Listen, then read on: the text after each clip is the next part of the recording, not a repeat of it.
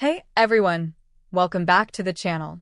In today's video, I'm going to show you how to install the Green Revolution repository on Kodi, step by step and super easy. If you're new here, don't forget to like this video, subscribe, and hit the notification bell so you never miss our latest Kodi guides. Alright, let's jump right in. Step 1. Download the Green Revolution repository zip file. First, you need to download the Green Revolution repository zip file. You'll find the download link in the pinned comment below this video. Click the link and save the zip file somewhere you can easily find later, like your downloads folder. Step 2. Open Kodi. Now launch Kodi on your device. Once Kodi is open, go to the Addons tab from the home screen. In the top left corner, you'll see a small open box icon. This is the package installer. Go ahead and click on it. Step 3. Choose Install from zip file. Next, select Install from zip file.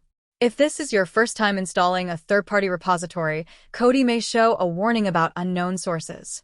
That's completely normal. If you see the warning, follow these quick steps. Go to Settings.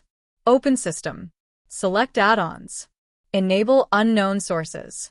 Just remember, third-party add-ons do not receive automatic updates.